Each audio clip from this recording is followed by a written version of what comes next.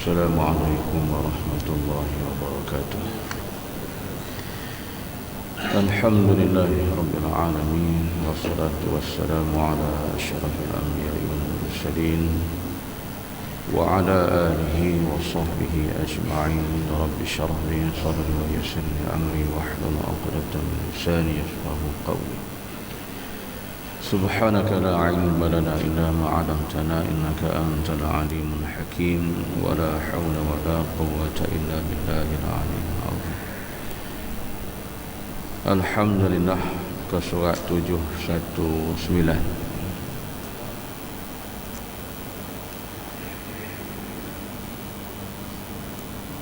Seorang hakim berkata, sifat ataupun ciri khas untuk waliullah itu ada 3.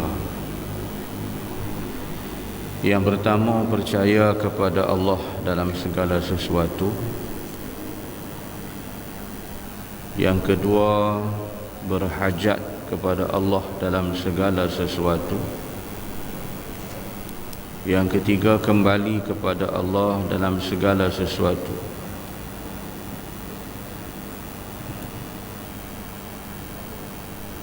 Jadi kata hakim, orang bijaksana, orang cerdik pandai. Jadi kata ciri khas untuk waliullah itu ada 3.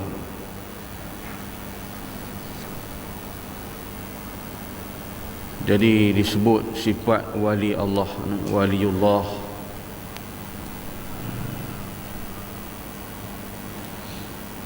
Yang pertama, percaya kepada Allah dalam segala sesuatu. Orang yang disebut sebagai waliullah ni, Allahu waliyul ladzina amanu. Dalam Quran Allah sebut Allah melindungi di kalangan orang-orang yang beriman kepada Allah. Jadi kedudukan waliullah ni orang yang benar-benar sungguh-sungguh beriman kepada Allah Subhanahu wa ta'ala. Sebab iman ni tuan-tuan, dia ada beberapa perkara yang disebut oleh huraian para ulama. Ada disebut iman itu ada iman yang taklid. Ada disebut juga bahagian iman tu ada iman ilmu. Dan ada disebut juga iman itu iman yang iman ayan, iman yang hak kepada Allah. Jadi iman taklid ini orang yang ikut-ikutan. Maknanya bila orang kata beriman kepada Allah, dia pun kata beriman kepada Allah. Dan bila orang kata Allah tu satu, dia pun kata satu. Tetapi dia tak reti dalam urusan iman dan perkara iman ni sebenarnya diikut orang. Ini yang disyarah di dalam kitab Risalah Tauhid. Dia kata iman taklid, iman yang tidak menjaminkan iman yang bahaya. Sebab ikut-ikut orang ni, ikut-ikutan. Jika diikut itu yang benar, benarlah dia. Jika diikut tu salah, salahlah dia. Itu panggil iman taklid, ikut-ikutan. Iman ilmu pun belum menjaminkan. Sebab orang ni ada ilmu tetapi dia tidak beramal.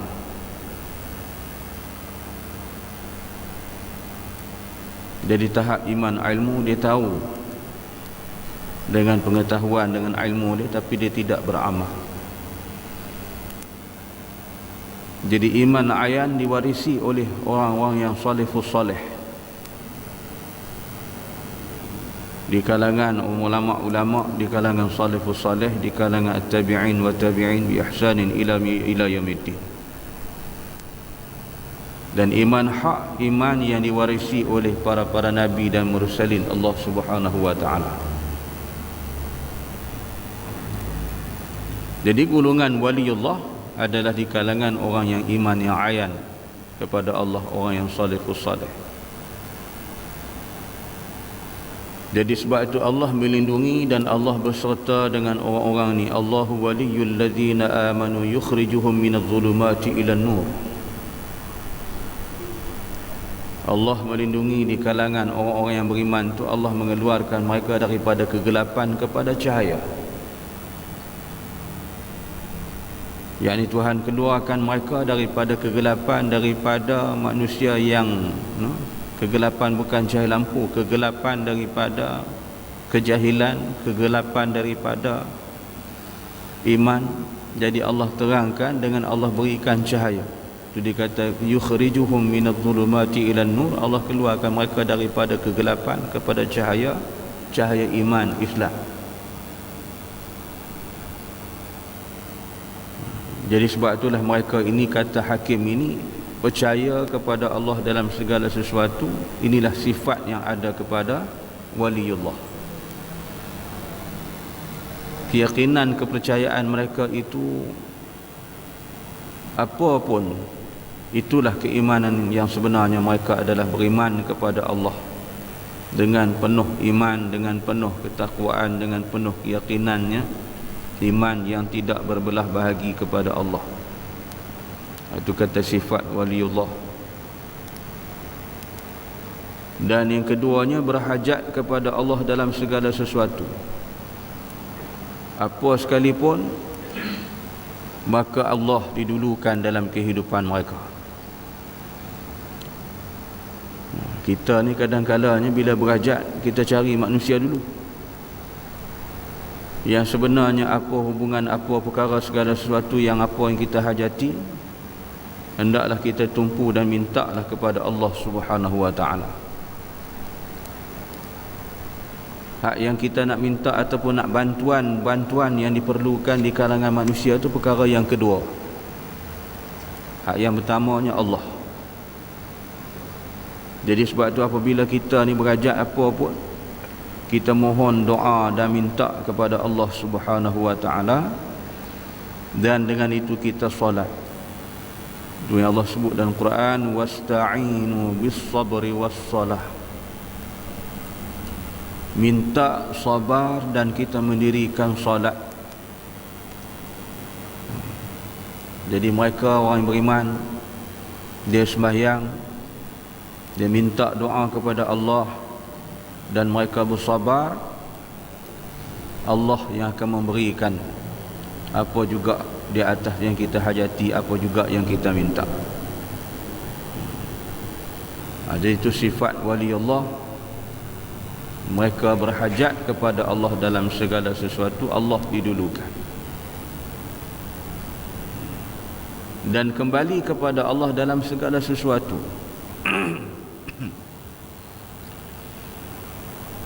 Apapun yang berlaku, maka tawakkaltu ala Allah. Itu nak balik pada tajuk kita lah, tawakal. Jadi tawakal ni, tawakul ialah kita menyerah diri kepada Allah Subhanahu wa taala. Jadi di dalam Al-Quran tu Allah sebut gitu dalam ayat yang Allah menyatakan berkenaan dengan tawakal. Jadi kita pun sebut wa hasbunallahu wa ni'mal wakil wa ni'mal maula wa ni'man nasir. Jadi kepada Allah kita menyerahkan, kita bertawakal. Allah tu yang maha segala-galanya, apa pun balik kepada Allah.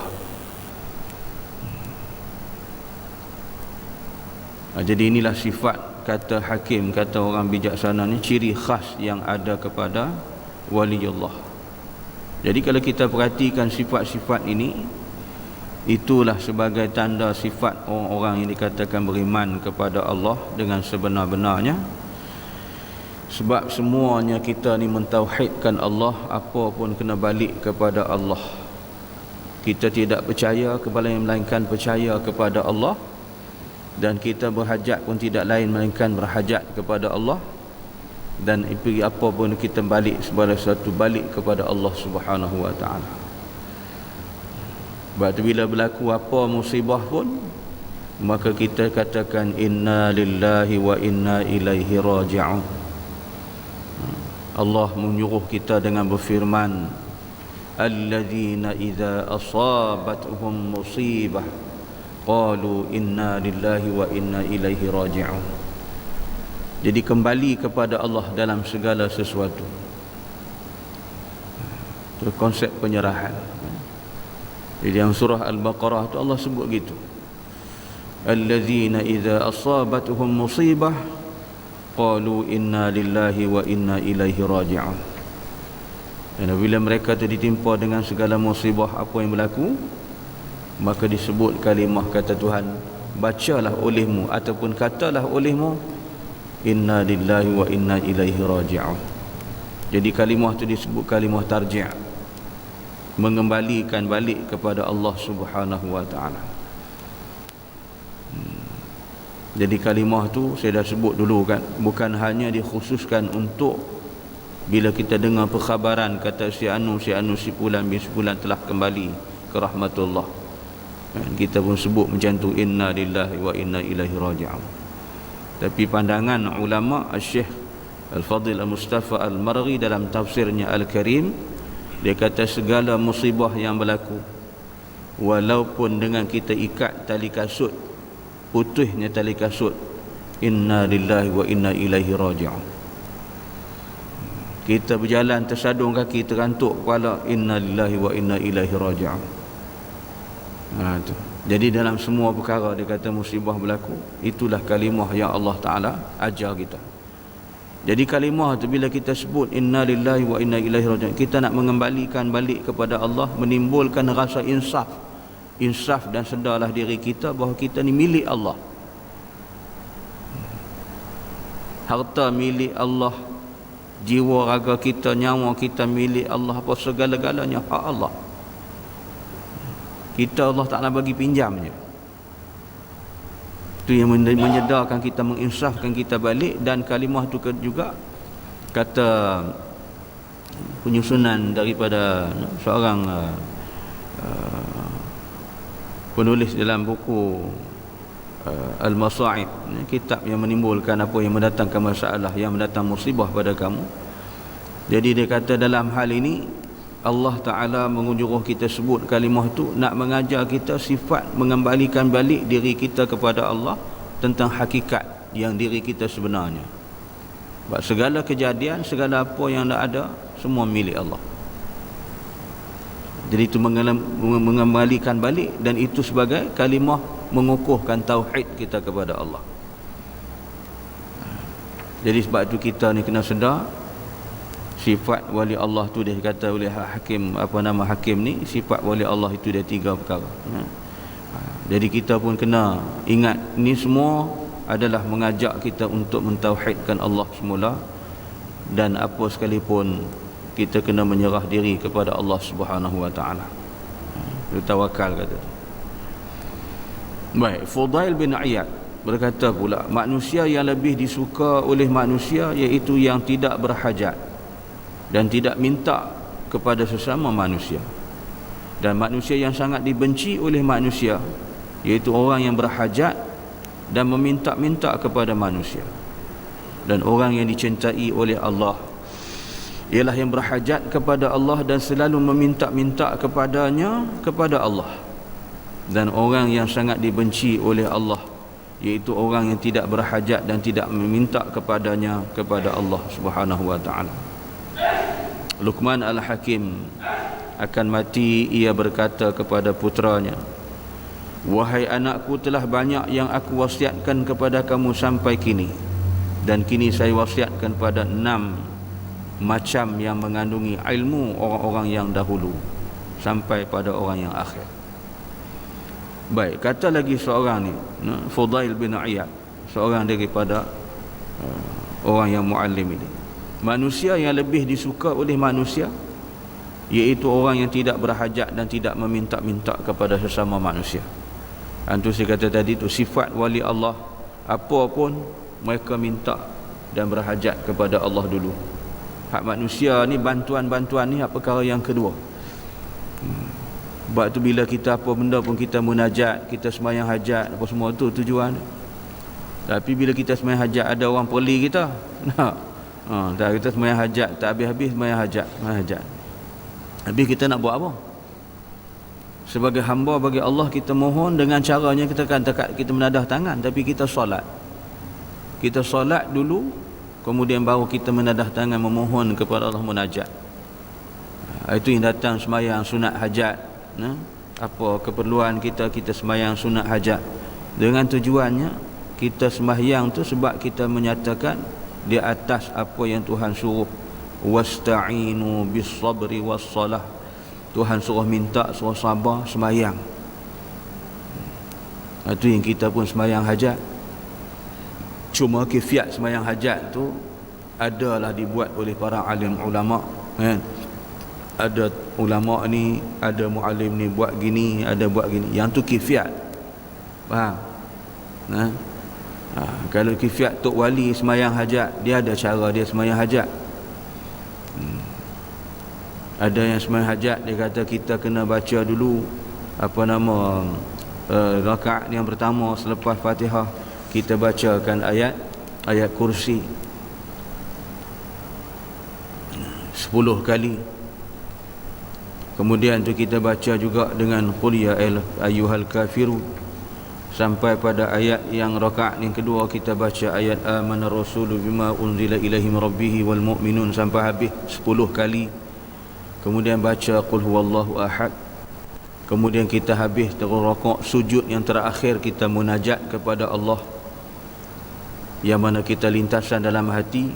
Kalau kita boleh doa dalam bahasa Arab, boleh doa dalam bahasa Arab masa tu, tapi tak boleh bercakap bahasa Melayu, batas sembahyang. Itu kifiat di antara kifiat. Jadi kifiat ni itu di antara kifiat yang mengikut daripada amalan-amalan para alim ulama. Tapi yang kita nak berpegangnya, Allah kata wasta'inu bis sabri was salah. Minta sabar sembahyang. Itu yang kita sembahyang hajat. Jadi sebab tu kata Fudail bin Iyad, manusia yang lebih disukai oleh manusia, antara manusia dengan manusia pun, orang suka kepada orang yang tidak berhajat, duk meminta-minta pada orang. Kalau antara kita manusia dengan manusia pun, kalau kita sering kali duk pergi minta-minta, orang naik bosan tau, jemu. Takat sekali dua tak apa, tapi acak kali, berulang kali duk minta, silap sikit minta orang sikit. Jadi orang kata dia ni. Jadi timbul masalah, orang bosan. Jemu dengan sikap. Kita cuba berusaha dengan daya upaya kita sendiri, dengan tenaga kederat kita Tuhan bagi, cuba berusaha. Jangan duk meminta-minta mengharap. Jadi bila kita duk manusia duk macam tu berhajat, sampai meningkat manusia benci orang ni, sering kali duk minta tak habis minta. Jadi kita usahalah buat sesuatu, dan kita berhajat mintalah kepada Allah. Kemudian tak salahlah kita nak minta bantuan manusia, kan? Itu perkara yang kedua, tak salah. Minta tolong, minta bantu saya, itu tak jadi kesalahan. Tapi kita usahalah dulu. Jangan mengharapkan sepenuhnya kepada, duk meminta pada orang. Dan begitu juga dia kata orang yang dicintai oleh Allah, orang yang berhajat kepada Allah dan selalu memohon minta kepada Allah. Inilah yang Allah Ta'ala suka. Dan dia yang Tuhan benci pula orang yang tak mau minta kat Tuhan. Tak mau berhajat dengan Tuhan, tak mau minta dengan Allah. Jadi kalau kita tak nak berhajat dengan Allah, tak nak minta dengan Allah, nak minta dengan siapa? Jadi itu yang kita mintalah kepada Allah, pohonlah kepada Allah. Jadi mudah-mudahan Allah Ta'ala, apa segalanya Tuhan yang akan menentu, Tuhan yang akan bagi pada kita, insya-Allah. Jadi kita kena sabar, bukan minta-minta turun jatuh sekelepuk ketul tu. Kan? Dia kalau boleh doa-doa ni minta bom jatuh sebiji tu. Oh kacau. Dia kena sabar. Allah akan bagi lawan lambat laun insya-Allah. Dia kata nak itulah sebagai sifat kita ni kena bertawakal kepada Allah. Wallahu a'lam. Insya-Allah disambung pada esok. Subhanakallahumma bihamdika asyhadu an la ilaha illa anta astaghfiruka wa atubu ilaik.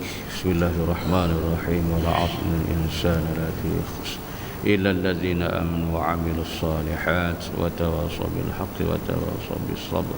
Shadaqallahul 'azim. Assalamualaikum warahmatullahi wabarakatuh.